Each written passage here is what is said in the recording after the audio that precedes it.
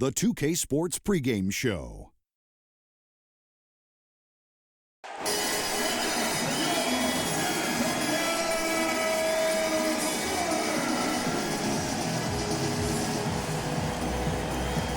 This is Kevin Durant. In San Antonio, Texas, it's the Miami Heat taking on San Antonio.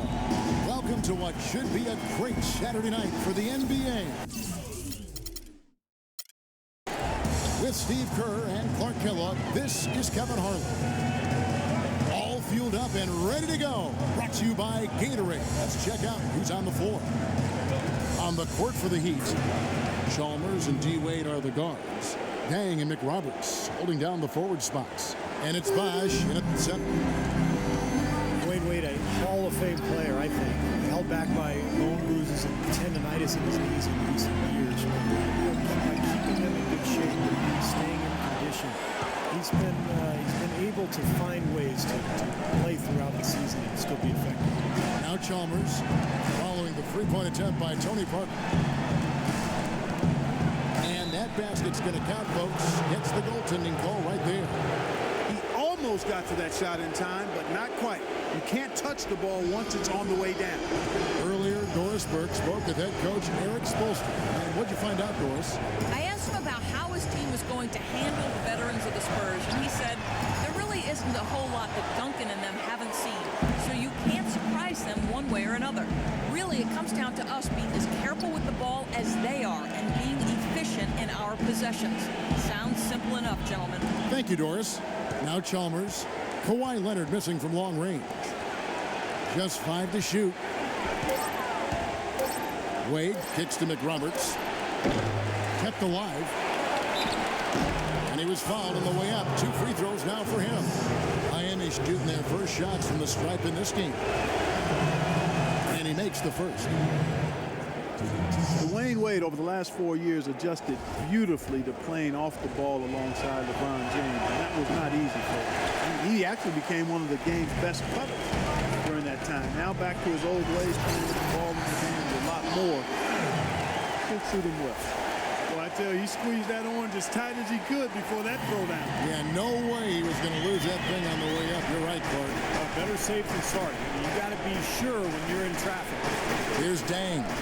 After the basket by San Antonio. Out to the wing. McRoberts, the pass to Dang. Here is McRoberts, covered by Duncan. McRoberts misses. And Wade still a dynamite finisher around the rim. One of Wade's preeminent slashes. Yeah, he's extremely productive in the pick and roll, able to score and make plays for others with his outstanding vision. In transition, here comes Miami. Wade with the ball. Great awareness by Mario Chalmers on that feed. The Spurs have gone 1 of 3 from the field to start this one so far. Green kicks to Leonard. Parker left side. And the wide open shot from Green.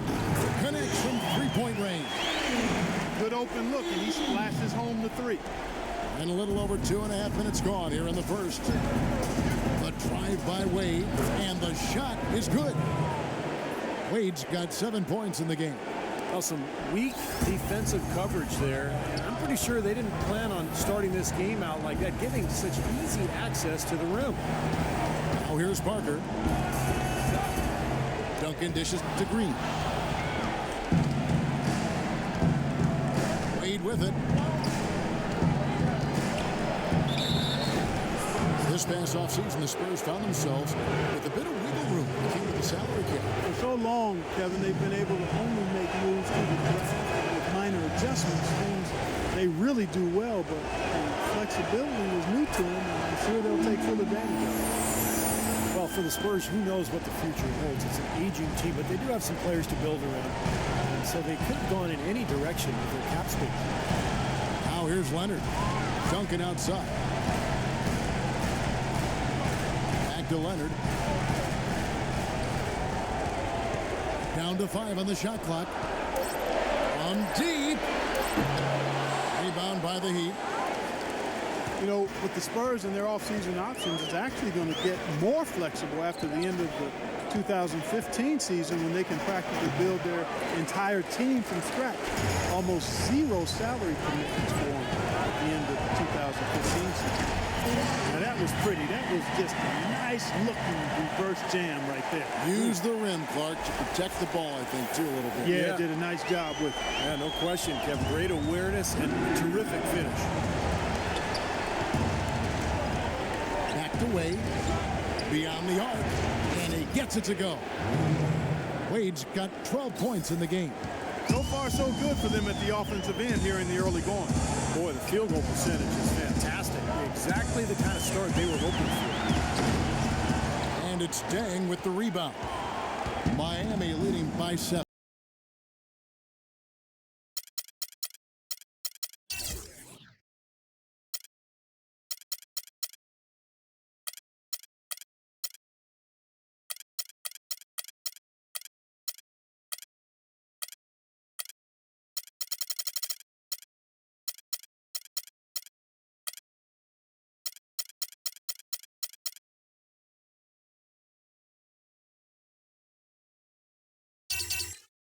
And brought to you by Sprite. It's the 2K pregame show.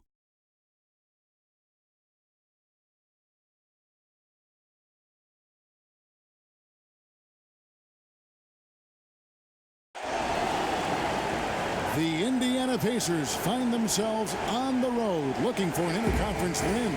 I'm Kevin Harlan. We've got an action-packed Saturday night of NBA action for you. Thanks for joining us. Here with me tonight, Clark Kellogg, Steve Kerr, and Doris Burke. Let's check out Indiana's starting lineup. Paul George is the 3 with David West at the 4. Rodney Stuckey out there with Hill. And it's Hibbert in at the pivot spot, manning the middle. Jackson kicks to West. And he overshot that one, missing. And it is very dangerous to leave him open like that. Lucky break for the defense that he missed it. You got to give the front office a lot of credit with the Pacers for what they've put together. Without question, Kevin. You know, prevailing wisdom in the NBA was that to compete, you needed to either be a big market free agent destination or kind of tank for high draft picks. The Pacers, ridiculous move. Tore it down that time. Just floating to the rim on that slam. Boy, when he gets up and stays up. Boy, smooth and graceful. How about the hang time? That's impressive. And so he earns a trip to the line. Officials saw the contact, and he'll shoot 2. George Hill, an efficient combo guard. He was acquired by the Pacers in a draft day deal back in 2011. That was the Kawhi Leonard trade, with Leonard, of course, going to the Spurs. It's a trade that benefited both sides. And I know, Clark, that you know Hill well. George, an Indianapolis native, played collegiately at nearby IUPUI. And Kevin, going now in his 4th season with the Pacers, exactly the kind of support starter you want as a contending team. He's rock solid, really defends his position well, is steady. I'd like to see him be more aggressive in looking for his own offense. The Thunder, and especially Kevin Durant, seem to be on the clock for when are they going to win a title, but they still haven't closed the deal yet. And Kevin, there's no guarantee that you'll win a title. Even if you are a really good team with star players, it just doesn't always automatically happen. I mean, that's not a given, even though they're chipping away at it and they've made some great progress over the last 4 or 5 years. Those things are hard to get. And that's the goal every time down. Just find a high percentage shot. Durant dishes to Westbrook. First quarter of play with about a minute and a half gone. From 10 feet out, and that is good. And to your point about the Thunder, I'm not sure if they're missing anything roster-wise. Up and down, there are very few holes for this team. Hill kicks to George. West setting the pick for George.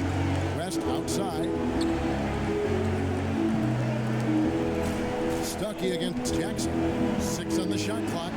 Jacks up a 3. No good. And it's Oklahoma City the other way.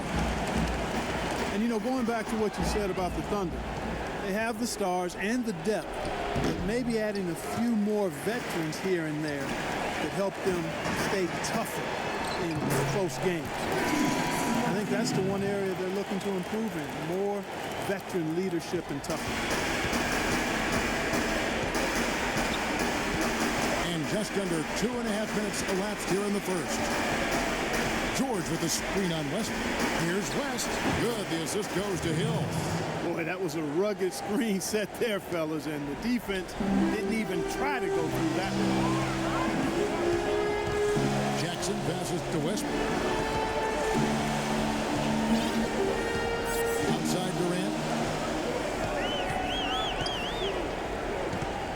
Back to Westbrook. Almost, but it rolls out. The Pacers have gone 3 of 5 shooting the ball so far. Hill drives in. Durant in the corner. Westbrook against Hill. Back to Durant. There's the 3. David West grabs the miss. Indiana leading. Hill kicks to Stuckey. Durant with the steal. Here's Westbrook. And lots of contact there. Missing the shot. He'll shoot 2. And the defense looking to protect the rim at all costs.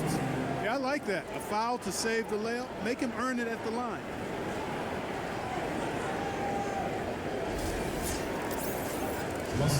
So much has been made about whether this is Durant's team or Westbrook's team, but in reality, I think it's both of their teams. I mean, Durant does what he does. He's an elite scorer, as is Westbrook.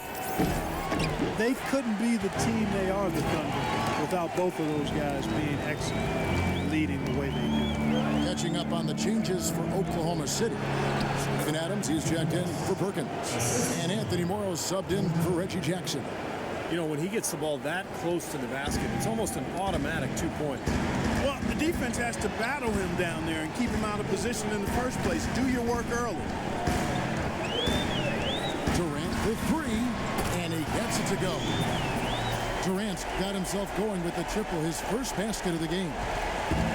Yeah, guys, a lot of people thought that Durant would blossom with more of the offensive focus on him. But, Steve, the Thunder had showed they're not the same team and struggled when Westbrook was out. Well, and it really shouldn't be a surprise to anyone because Westbrook's an elite talent in this league, and remove him from any team, it'll hurt. I think it was people speculating how much Durant could carry this team on his own. But the fact of the matter is Durant needs Westbrook and vice versa. And good on the basket. Book it. Well, he's found his game.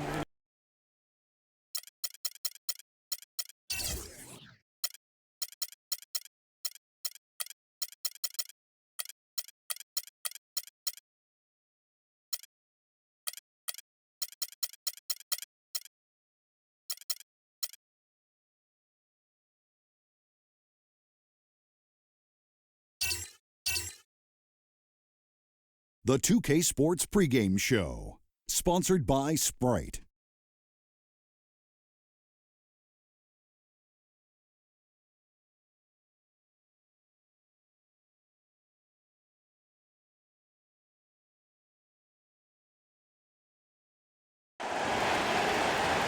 Hello, everyone. Get ready for NBA action live on 2K Sports. This is Kevin Harlan, joined by my partners Steve Kerr and Clark Kellogg. It's Western Conference versus Eastern Conference here in Dallas, Texas, where the Mavericks will try to protect home court. And it's going to be the Bulls off the tip. All right, let's set the floor, courtesy of Gatorade. All fueled up and ready to go. So the Bulls 5 right now. D. Rose and Jimmy Butler, the back. Inside at the 4 and 5 are Gasol and Noah. And it's Dunleavy in the small forward position. Shot clock at 5. Butler from outside. And that's collected by Nowitzki. Dirk Nowitzki last season back in the All-Star game is 12th in 13 seasons. He left the knee troubles of 2 seasons ago in the rearview mirror. He's in top form once again. Yeah, nice fast break from start to finish, guys. Especially on the back end. I mean, he polished it off perfect. Butler against Ellis. Fires from 18. Out to Nelson. Back to Nowitzki. Over in the corner, Ellis. Some nice passing here by Dallas. Parsons for three. Good. And a nice assist from Nelson. And Nowitzki, even though late in his career put up close to a 50-40-90 season, missed it by only fractions of a percentage point, scoring as well as ever. And turned in his best season as far as assist to turnover ratio. And it's Butler missing. Excellent, really solid job actually by the defense to get in his way as he was going up for that one. Banked in off the glass. You know, his ability is matched only by his energy, guys. I mean, he's usually in the middle of everything for his team. And Dirk Nowitzki scaling the ranks of the all-time top scorers. Last season, Stevie passed guys like Jerry West and Rick Barry, Kevin Garnett, Alex English, the great John Havlicek, Dominique Wilkenstein, and Oscar Robertson. Think about that list that you just rattled off. That's incredible. Dirk moving into the top 10, and you know, with a game based on skill and size, there's no telling how high he'll get on that list before it's all said and done. Here's Nowitzki. The Bulls getting the bucket. Off target on the 15-footer. Well, I think the defense got lucky right there. I mean, he's going to make a lot more of those than he misses when he's got that much room. Butler against Ellis. Outside Butler. Dunleavy dishes to Butler. Shot, high post. Butler missing again. Boy, for my taste, he's far too inconsistent with that shot. He's got to make those if he's going to take his game to the next level. That's terrific defense right there to prevent from converting in close. Right wing. Parsons against throws. There's the block. Oh, and here we go. Ellis has got it, the fast break chance. And Parsons slams it in. Solid work on the back end of that play. Yeah, finished hard with two hands on the stuff. Nothing extravagant about it, but there didn't need to be. Bulls trailed by 3. Guys, they're looking for a way to score here. Yeah, they've had a tough time getting the lid off the basket so far. And he gets it to go. Rose has got his first points of the game.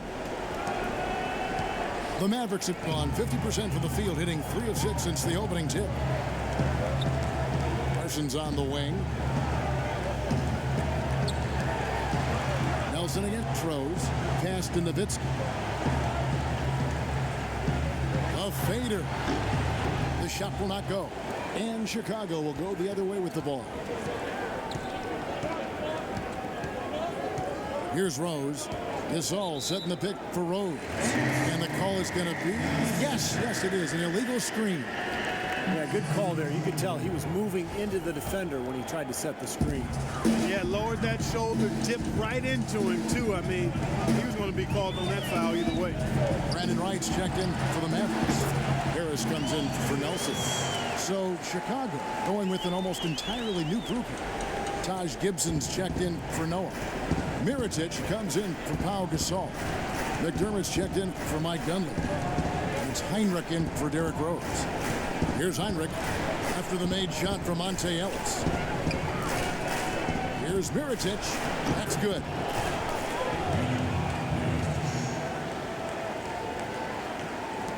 .136 left in the first quarter. Well, if you saw the Mavs play here at Dallas last year, you were in for a show. I mean, they were explosive offensively. And Chicago has possession. They trail by 3. Gibson with the screen on Harris. Heinrich against Harris. And Heinrich gets it to go. And they have to mix it up defensively. That was just too easy. The Mavericks have gone 5 of 9 from the field here in the first. Here's Ellis. Butler with the block.